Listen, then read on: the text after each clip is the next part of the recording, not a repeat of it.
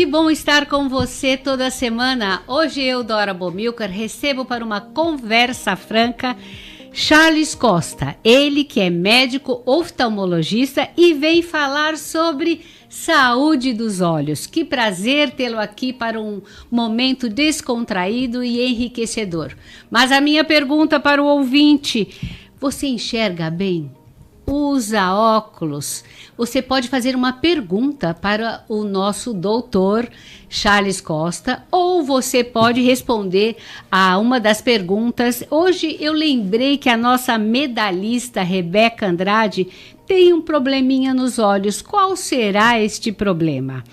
Você estará concorrendo a um e-book Descomplicando a Cirurgia Refrativa, de autoria do nosso entrevistado. Para isso, você precisa ir para o Instagram, @Dr. Charles Costa, drcharlescosta.oftalmo, e dizer: ouvi o programa, vi o programa Conversa Franca, e você poderá ter acesso a este material fantástico. Mas também você está concorrendo ao livro A Trilha dos Vencedores, de Mário Cachel. Você quer ganhar? Então corra para o seu computador ou para o seu telefone. Lembrando que o nosso programa também é transmitido através do YouTube, @RTM Brasil. Então, vá correndo, nós queremos a sua participação.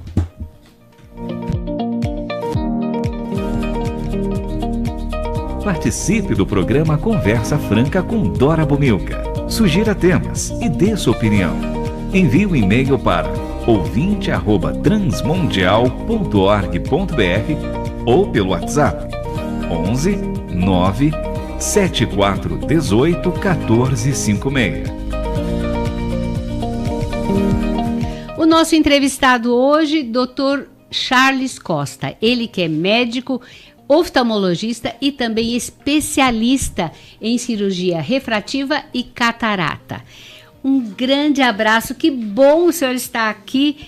Quem é Charles Costa? Primeiramente, eu gostaria de cumprimentar a mesa e agradecer pelo convite. Muito obrigado, Dora, Ricardo. Muito obrigado, Mi, pela gentileza de ter nos convidado. E eu gostaria de aproveitar e parabenizar a iniciativa da RTM e reservar um tempo para a gente trazer orientação e informação de qualidade com embasamento científico para a nossa audiência. Essa é uma pergunta quase filosófica, viu, Dora?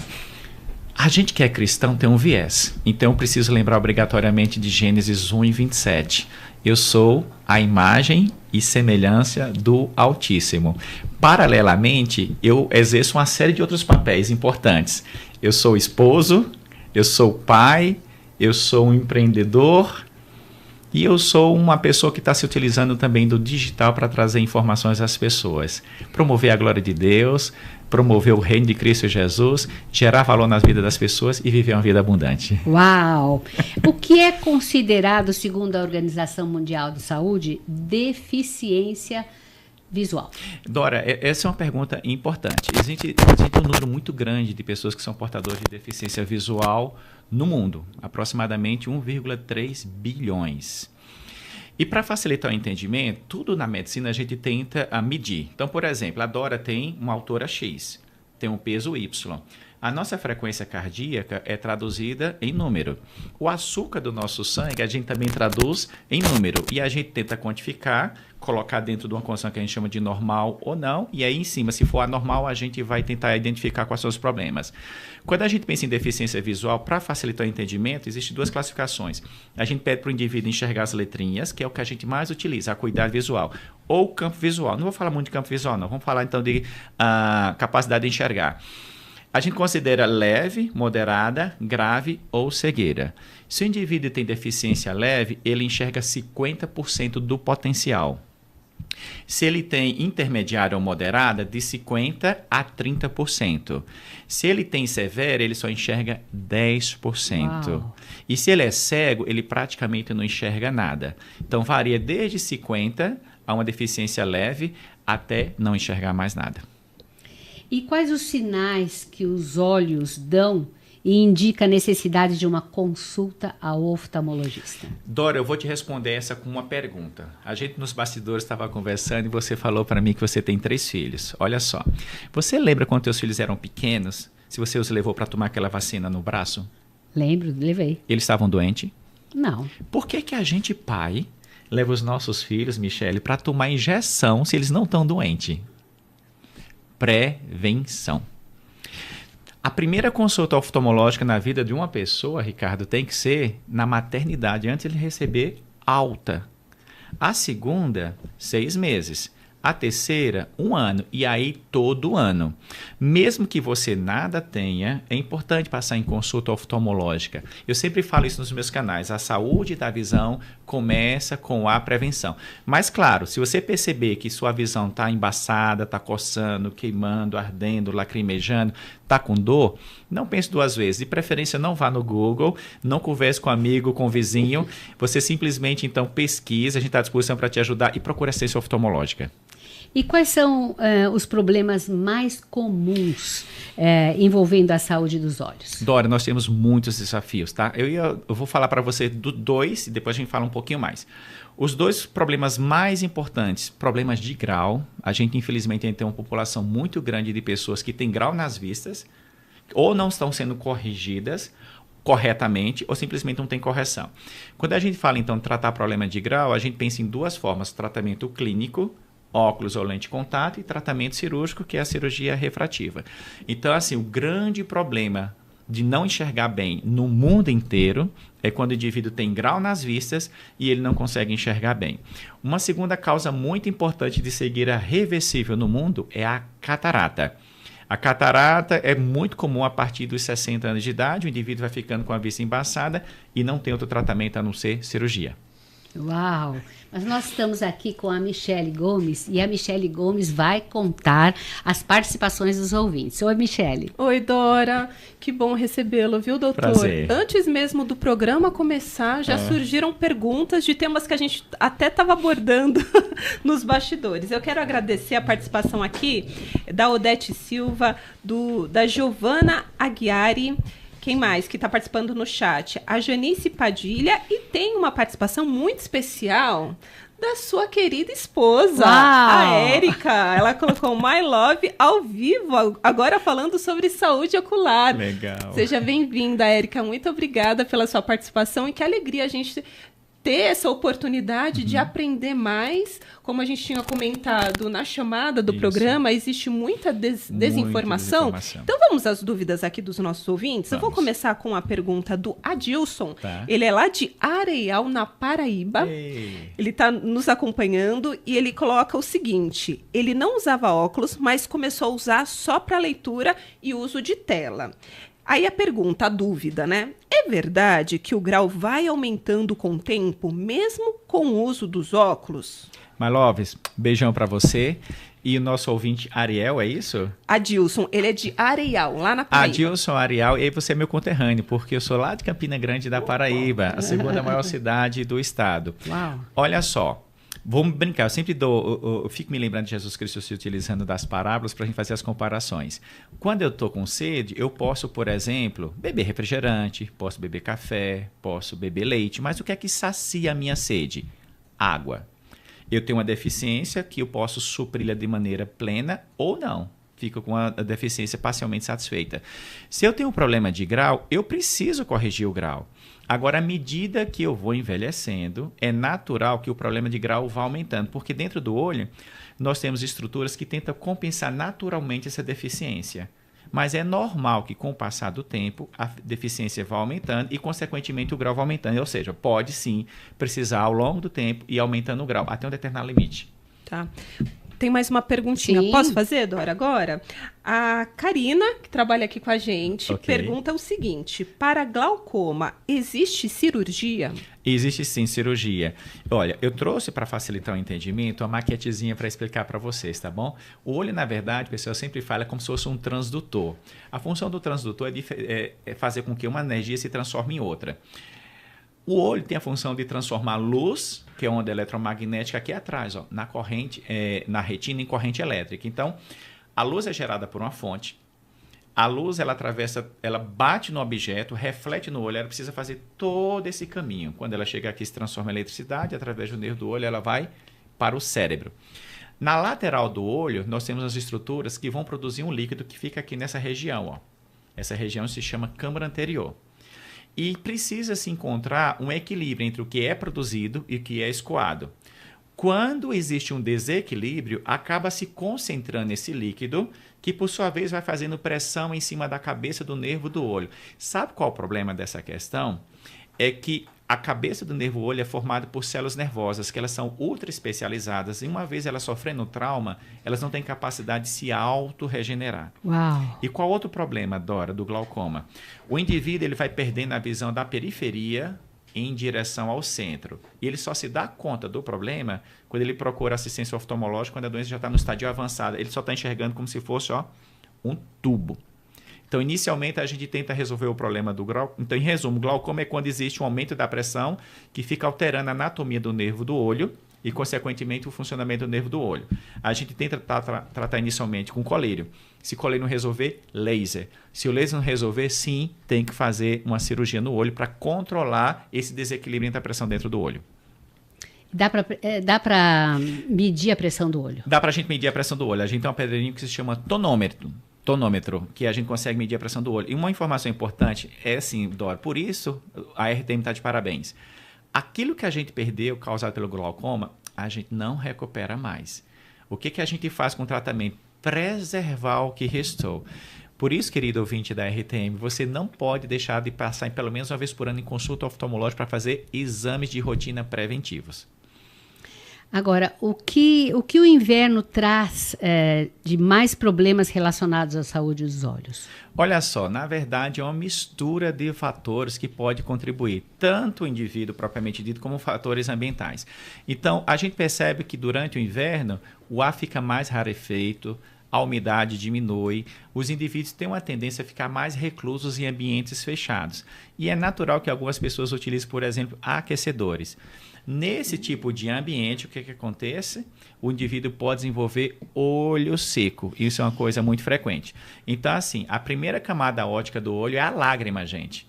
Então, nessa região do olho, no canto superior da pálpebra, nós temos as glândulas lacrimais principais que vão produzir a lágrima, que vai ficar aqui na frente da córnea. A lágrima, por sua vez, tem várias camadas.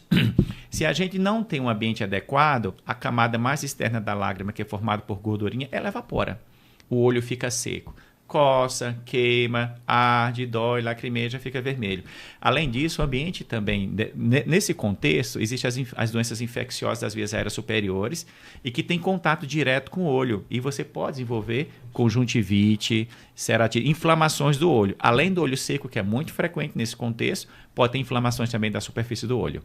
Agora uma pergunta aqui minha que surgiu agora. Tá. A nossa medalhista Rebeca Andrade e o nosso judoca, o que eles tiveram? Olha só, isso é uma pergunta bem interessante. A gente está no auge da pandemia, os olhos do mundo estão voltados para Paris.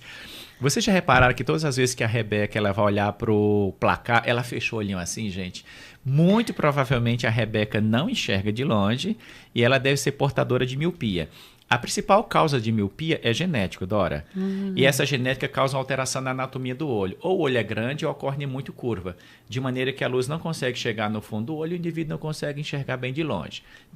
Então tem que colocar alguma coisa aqui na frente do olho para compensar essa alteração anatômica. Óculos, lente de contato ou fazer cirurgia refrativa. E vocês viram aquela cena inusitada do William, gente? O William estava em pleno confronto, de repente a lente de contato dele cai e ele começa a tatear e o juiz o ajudou a encontrar. E é bem provável que tenha sido uma lente dura. Ele simplesmente pegou, não pensou duas vezes, pegou a lente do tatame e devolveu para o olho, assumindo um risco grande de contrair uma infecção. Então, os esportistas de alto impacto, por exemplo, de alta performance, como campeonatos mundiais, Olimpíadas, seria interessante se eles pudessem passar em consulta oftalmológica, identificar um problema. Se for problema de grau, dá para resolver com cirurgia refrativa. Ó, você vai dar tchau para os olhos, para as lentes de contato e vai enxergar a vida com outros olhos. Muito bem, nós temos participação com a Michele, mas quero que você participe também, faça uma pergunta para o Dr. Charles Costa ou responda uma das nossas perguntas, se você enxerga bem Usa óculos ou faça o seu comentário. Tem muito prêmio para você. O livro Na Trilha dos Vencedores, de Mário Cacho Simões, e também o e-book Descomplicando a Cirurgia Refrativa, que você vai lá no Instagram do Dr. Charles Costa, drcharlescosta.oftalmo, e você pode ganhar, você vai ter acesso a isso. Mas para isso você precisa participar. Michele, tem participação? Nossa, Dora, tem muita participação, várias perguntas. Eu vou começar com uma pergunta do chat que eu achei bem interessante. A Odete comentou o seguinte: ela é portadora de doença de Parkinson e depois que desenvolveu a doença, as vistas aumentaram de 2,8 para 3,8 graus. Tem alguma relação? Essa é uma pergunta. Essa é uma. Posso já engatilhar outra? Engatilha outra. O nosso ouvinte Adailton, lá de Ourolândia, na Bahia, Ourolândia, pergunta o seguinte: gostaria que o doutor falasse um pouco sobre moscas volantes, se desaparecem ou o que fazer para minimizar o incômodo. Então, essa é a dúvida do nosso ouvinte Adailton, lá de Ourolândia, da Bahia, e a Odete no chat perguntando sobre a doença de Parkinson e esse aumento do grau de 2,8 para 3,8, se tem alguma relação. A doença de Parkinson é uma doença de origem neurológica, que geralmente está associada à falta de uma proteína chamada dopamina, que é responsável em manter o equilíbrio dos movimentos. Infelizmente, é uma doença degenerativa e progressiva, que ainda não tem cura, mas tem controle e dá para melhorar bastante a qualidade de vida do indivíduo. Dependendo das medicações que o indivíduo estiver tomando, principalmente se ele estiver usando alguma medicação tipo um psicotrópico, um corticosteroide, essas medicações elas podem influenciar, sim, no grau das vistas. Porque dentro do olho, todos nós temos uma lente natural chamada cristalino, que nos ajuda a enxergar bem. Mas essas medicações que eu acabei de mencionar, elas podem influenciar no diâmetro do cristalino e isso, consequentemente, pode alterar o grau das vistas. Mas seria interessante ela passar em consulta. Ou foi uma evolução progressiva pelo envelhecimento natural, ou provavelmente pode ser um efeito colateral de alguma medicação que ela está tomando. E, finalmente, as mosquinhas volantes, Dora. Olha só, pessoal, dentro do olho a gente, então, tem duas cavidades. A gente tem a cavidade da frente, que se chama câmara anterior, e tem essa cavidade de trás, que se chama câmara posterior. E essa câmara, ela é formada, basicamente, ela é preenchida por uma gelatina que lembra muito a clara do ovo. Essa gelatina é importante porque ela vai nutrir as estruturas de dentro do olho, ela precisa se manter também transparente para permitir a passagem de luz. Com o envelhecimento natural, as ruguinhas vão aparecendo, o cabelinho vai ficando branco e a gelatina do olho também vai envelhecendo, gente. E às vezes, essa gelatina é formada por colágeno. Vai se formando uns gruminhos, eles vão se juntando. Quando a luz, então, interage com o gruminho, forma aqui no campo visual uma sombra que a gente fica como se fosse voando de um lado para o outro. E é mais comum quando vocês olham para um foco de luz ou quando olham para um fundo branco. A gente chama isso de descolamento do vítreo posterior ou degeneração vítrea. A rigor não é motivo para ficar preocupado, mas precisa fazer de perto acompanhamento com o seu médico oftalmo para dilatar as vistas. Porque às vezes um gruminho junta com outro, junta com outro, junta com outro e pode formar uma pequena linha e desencadear um descolamento de retina. Existe essa possibilidade, mas a chance é pequena de isso acontecer. De qualquer maneira, precisa passar em consulta oftalmológica para dilatar sempre as vistas e avaliar, tá bom? Uau! Muito bem, temos muitas perguntas aqui, mas agora vamos para o que é catarata. Catarata. É uma doença que ocorre apenas em pessoas idosas? A grande maioria das vezes sim, porque a principal causa, Dora, de catarata é o envelhecimento natural do corpo, tá bom? Deixa eu lembrar então mais uma vez para você do olhinho. Dentro do olho a gente tem uma lente muito importante natural chamada cristalino. Quando a gente é novo, ela é um pouquinho transparente. Com o passar do tempo, o que acontece? Olha só, gente, ela fica totalmente opaca. E lembra que a luz ela precisa atravessar todos os meios do olho, chega lá no fundo do olho, se transformar em impulso elétrico e ir para o cérebro. Com a catarata no meio do caminho, a luz não consegue chegar lá. Então o indivíduo fica com a vista embaçada. A principal causa de catarata é o envelhecimento natural do corpo. Existem outras causas também. Trauma, infecção, inflamação, cirurgia, medicação, mas de uma forma geral, a catarata é a principal causa e o envelhecimento natural é a principal causa de catarata e é uma das cirurgias mais realizadas no mundo todo, em toda a medicina. E, gente, o único tratamento de catarata é cirurgia. A gente remove cirurgicamente a catarata e a gente implanta uma lente artificial dentro do olho. Essa lente, Dora, ela tem dupla função. Primeiro, Quem fez a cirurgia de catarata não vai ter mais catarata. E com essa lente implantada, a gente consegue corrigir grande parte do grau das vistas dos pacientes. Então, a gente resolve 2 problemas. A catarata, que não vai existir mais, e quem sabe deixar o paciente totalmente independente dos óculos ou das lentes de contato. Ou se ele, por acaso, precisar vir usar, aquele grauzinho baixinho para uso esporádico. Ah, então pode ser que ele não precise mais usar Possa óculos. ser que ele nem precise usar óculos depois da cirurgia de catarata. É verdade, existe essa possibilidade. Que notícia boa! Mas e quais são os prejuízos? Agora é para todo mundo, a moçada, todo mundo, não só para idosos. Quais são os prejuízos da exposição excessiva dos olhos à luz azul ou artificial dos computadores, dos celulares, dos tablets? Como protegê-los? Dora, essa pergunta é tão importante, eu acho que eu vou te surpreender com a resposta. Com base científica, a irradiação proveniente das telas, ela não é prejudicial para os olhos, como se divulga pelos meios de massa. É mesmo? É mesmo. É uma notícia boa, então. O que acontece não é exatamente isso, não. Olha só. Quando eu estou com o meu olhar voltado para um objeto, por exemplo, uma tela, computador, celular, tablet, eu simplesmente esqueço de piscar. A minha lágrima evapora, meu olho fica seco e os músculos dos meus olhos, eles fazem muita força para que eu consiga continuar enxergando aquele objeto por um período prolongado. Então, chega um determinado momento que o meu músculo fica cansado, o meu olho fica seco e eu venho a desenvolver desconforto. Então, a rigor, à luz do conhecimento atual, com base em ciência robusta, você não precisa fazer uso de proteção contra a tela de computador, celular, tablet e TV. Não é necessário. O que é que você precisa? Fazer intervalos frequentes de descanso. E como é que a gente descansa o olho, Dora? É interessante, porque o que cansa o olho não é enxergar apenas. É quando você está fixando o seu olhar no objeto. Então, eu faço meus intervalos de frequente de descanso, por exemplo, a cada 1 hora diante da tela do computador, eu largo a tela, tomo café, tomo água, bato um papo, vou no toalete. Consequentemente, eu, sem parar para pensar, eu pisco com mais frequência. E aí eu consigo pingar uma gotinha de colírio lubrificante, de preferência sem conservante. Relaxa a musculatura, lubrifica a superfície ocular e volto para a minha atividade em frente da tela. Olha só, o Ricardo está mostrando aqui que ele tem colírio lubrificante. É isso aí, Ricardo, você está de parabéns. Então, a rigor, eu acho que eu surpreendi você com a resposta. Não precisa de óculos especial para proteger-se contra a tela. O que precisa é fazer intervalos constantes de descanso para piscar com mais frequência, para relaxar a musculatura e para pingar colírio lubrificante. Pode comer uma fruta na cozinha. Pode comer assim. uma fruta na cozinha, na boa, sem nenhum problema. Muito bem, temos a Michele aí. Michele, conta o que os nossos ouvintes estão falando. Eu acho que o doutor já tirou algumas dúvidas. Eu acabei de ler a mensagem do Guilherme, que está lá nos Estados Unidos. Inclusive, ele perguntou, né, aqui, quando movo meus olhos de um lado para o outro, percebo que existem algumas micromanchinhas de cor marrom escura, como se eu estivesse vendo mosquitos voando à minha frente. O que seria isso? Está relacionado às com as mosquinhas volantes. As mosquinhas volantes, isso, então, exatamente. Guilherme, eu acho que se você...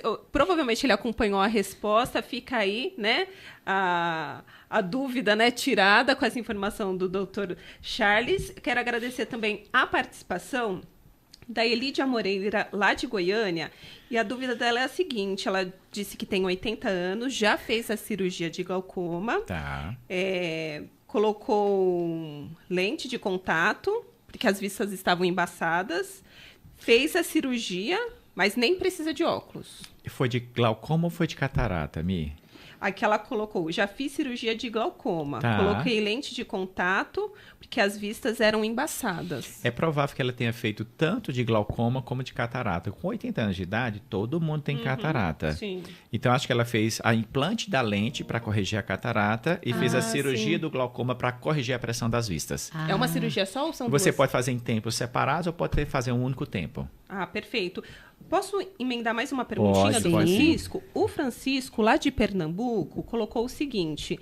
Ele disse que tem início de glaucoma, tem feito o acompanhamento com oftalmo, faz exercícios visuais, que são relaxamento. Achei interessante. Alongamento e toma sol. Ele disse que tudo isso, essas dicas, ele viu no YouTube. Pode ser feito? Olha só, tomar sol de uma maneira geral é muito bom, não só para o olho, mas para o corpo como um todo.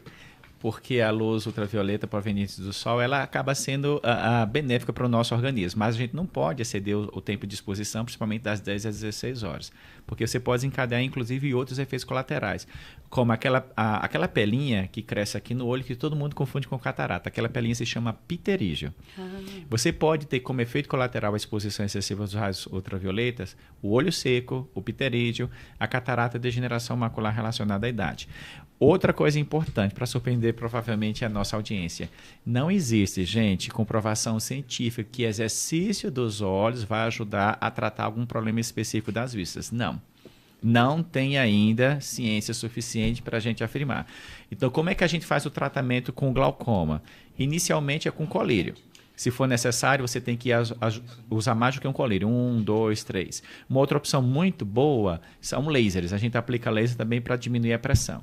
Existem outras duas opções. A gente pode implantar uns tubos para controlar a pressão das vistas ou pode fazer uma cirurgia mais invasiva. Essas seriam as 4 formas tradicionais da gente tratar a glaucoma, tá bom? A exposição ao sol obrigatoriamente não tem um tratamento direto. Indiretamente ele é saudável para o corpo como um todo. E exercícios para o olho que vai ajudar no tratamento do glaucoma também não tem respaldo científico. Bom, 3 perguntas numa só. O que é fadiga visual? Tá. A ceratocone é uma doença comum? Tem tratamento? Tá. E a terceira pergunta sobre as lentes de contato. Todas elas são iguais? O senhor recomendaria alguma? A primeira, a fadiga. Olha só, onde a gente tiver músculo no corpo, é normal que a gente tenha cansaço. Então, o olho ele tem músculos internos e músculos externos. E os músculos, eles se cansam. A função dos músculos é fazer com que o olho faça os seus movimentos e fixar o olhar no objeto. Então, todas as vezes que eu fixo meu olhar no objeto por um período prolongado, é normal que eu tenha o cansaço visual. E aí, o que é que eu preciso fazer? Aqueles intervalos frequentes de descanso, Dora. Aproveita e deixa a sua vista dispersa no ambiente, que você não está fixando, você olha para um ponto para o outro. Automaticamente a musculatura relaxa, pinga a gotinha de colírio e depois você volta para a sua rotina. Agora, existe um outro tipo de fadiga que a gente chama de presbiopia. É muito comum, Dora, por volta dos 40 anos de idade, esses músculos aqui laterais do olho, para quem sempre enxergou bem de longe, esses músculos laterais do olho, ele começa a dar sinais de falência. O resultado disso é a dificuldade para enxergar de perto. A gente chama de vista cansada. É a vista cansada para perto por causa da idade. Esse é um problema progressivo. À medida que o tempo vai passando, vai piorando essa dificuldade. A gente pode corrigir com óculos, com lente de contato, ou dependendo do tipo de problema, pode também aplicar laser no olho ou implantar uma lente dentro do olho. Ceratocone. A primeira camada do olho se chama córnea, tá bom? Então, a córnea é essa lentezinha aqui, gente. Ela tem uma curvatura anterior, ela tem uma espessura, tem uma curvatura posterior. Ela pode sofrer um estímulo genético que faz com que a córnea fique tortuosa. Ela perde sua anatomia. Então, consequentemente, os raios, quando batem aqui, eles não entram de maneira ordenada dentro do olho. E o resultado disso é a vista embaçada. Dependendo do estadio da doença, a gente pode pensar em algumas coisas. Primeira coisa, lente de contato é melhor do que o ósseo para corrigir essa tortuosidade da córnea. Se a doença estiver em progressão, existe uma cirurgia que a gente chama de crosslink. A gente remove mecanicamente a primeira camada da córnea, aplica riboflavina e ultravioleta, porque a gente vai aumentar, eu sei que muitas informações, a gente vai aumentar as ligações covalentes entre as fibras de colágeno para enrijecer essa córnea, porque essa córnea, por natureza, está sofrendo essa deformidade porque ela está amolecida por um estímulo genérico, por uma natureza inflamatória. Digamos que a doença não está progredindo. Ela está, a córnea está deformada, mas a gente pode implantar um anel na córnea para a gente remodelar essa curvatura e facilitar uma adaptação à lente de contato. E se a doença estiver muito avançada, a única coisa que resolve para o ceratocone é o transplante de córnea. A gente precisa tirar aquela córnea que está muito deformada e substituí-la por uma córnea de um doador vivo compatível, entendeu? E existe uma terceira pergunta, Dora, que eu esqueci. É sobre as lentes de contato. Quando a gente pensa, lente de contato é uma excelente opção. Quando o indivíduo tem grau, ele precisa, então, corrigir o grau com óculos ou com lente de contato. A gente tem basicamente 2 tipos de lente com relação ao material. A gente tem lente de contato gelatinosa e tem a lente de contato dura. Eu, geralmente, prefiro que o paciente que nunca usou tente usar a dura, porque é mais fácil da gente orientar a higiene no dia a dia. Mas tem pacientes que colocam e tem muito desconforto. Então, assim, as lentes de contato são gelatinosas, corrigem miopia, hipermetropia e astigmatismo, e do mesmo jeito as lentes rígidas. A diferença é com relação à consistência do material e o quanto o indivíduo vai se adaptar ao uso de cada uma delas. Uau! Muito bem, estamos quase terminando aqui o nosso programa. Michele, só fala os nossos ouvintes aí que... O tempo estourou, gente. É que é um tema tão maravilhoso, mas depois do intervalo a gente vai divulgar quem vai ganhar o livro e vai ter mais um programa com o Dr. Charles, ele volta. Isso. E a gente vai tirar outras dúvidas. Então, cirurgia refrativa. A Maria Pedrinha, ela mandou pergunta, ele responde no próximo programa. Obrigada. A Janice também, Gilvan, toda a turma aqui, Rodrigo Pimenta de Minas, José Veríssimo, Elídia Moreira de Goiânia, o Oswaldo Sampaio de Araçatuba, aqui em São Paulo, Márcia Madureira, Neide Mavega Recife, Andréia de Manhumirim, Minas Gerais, o Guilherme, né, lá de Connecticut, nos Estados Unidos. Olha só onde está chegando a entrevista. Raquel Venâncio de Cuité, Bahia, Adilson Araújo de Areal, Paraíba, Adailton de Ourolândia, Bahia. Gente, muito obrigada. A gente precisa chamar um rápido intervalo, mas antes, faça aí o encerramento, Dora. Muito bem. Antes eu queria que o senhor desse as suas redes sociais para os nossos ouvintes, inclusive, procurarem o e-book que o senhor vai disponibilizar.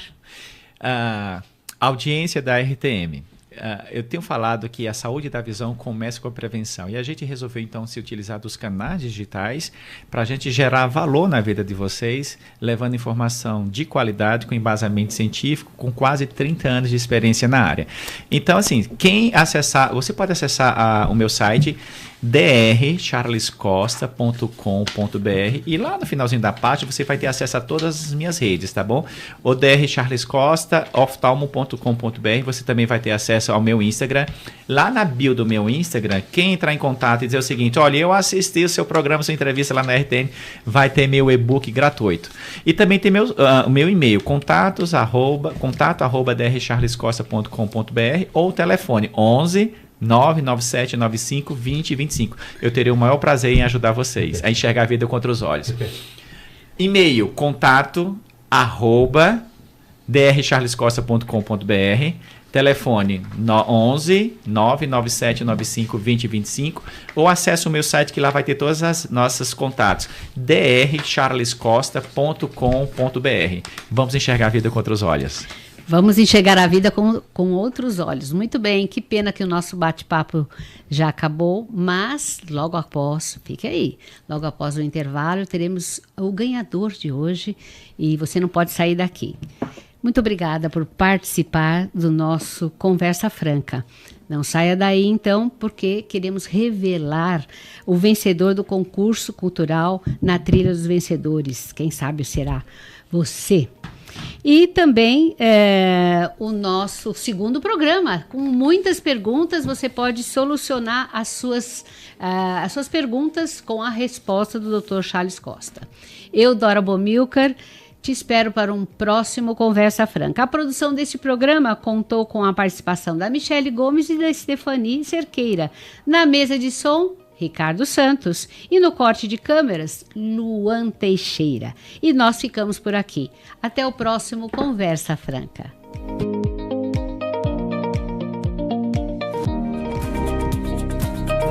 Esse foi o Conversa Franca. A apresentação de Dora Bomilcar. Realização Transmundial. Para ouvir este e outros programas, acesse o site transmundial.org.br/Conversa Franca.